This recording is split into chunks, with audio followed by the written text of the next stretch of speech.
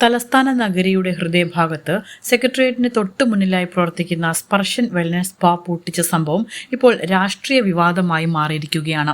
സ്ഥാപനത്തിന് BJP നേതാവുമായി ബന്ധമുണ്ടെന്ന വിവരങ്ങൾ പുറത്തു വന്നതോടെ സൈബർ ഇടങ്ങളിലും രാഷ്ട്രീയ കേന്ദ്രങ്ങളിലും ചർച്ചകൾ ചൂടുപിടിക്കുകയാണ്. BJP ന്യൂനപക്ഷ മോർച്ച സംസ്ഥാന ജനറൽ സെക്രട്ടറി MP ഷൈൻലാലിന്റെ പിതാവിന്റെ പേരിലാണ് ഈ സ്ഥാപനത്തിന്റെ ലൈസൻസ് എന്ന വിവരമാണ് വിവാദങ്ങൾക്ക് ആധാരമായത്.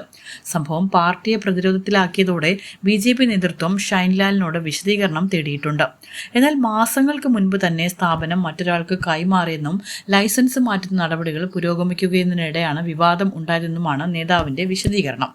23-കാരിയായ ഒരു യുവതി നൽകിയ പരാതിയുടെ അടിസ്ഥാനത്തിലാണ് നഗരസഭയും ആരോഗ്യ വിഭാഗവും സ്പായിൽ മിന്നൽ പരിശോധന നടത്തിയത്. ലൈസൻസ് ഇല്ലാതെയാണ് ഇതിന്റെ പ്രീമിയം വിഭാഗം പ്രവർത്തിച്ചിരുന്നതെന്ന് പരിശോധനയിൽ കണ്ടെത്തി. സ്ഥാപനത്തിന്റെ ഒരു ഭാഗം അധികൃതർ പൂട്ടുകയും ചെയ്തിട്ടുണ്ട്. അനധികൃത സ്പാകൾക്കെതിരെ കർശന നടപടി സ്വീകരിക്കുമെന്ന് തിരുവനന്തപുരം മേയർ VV രാജേഷ് വ്യക്തമാക്കിയിരുന്നു.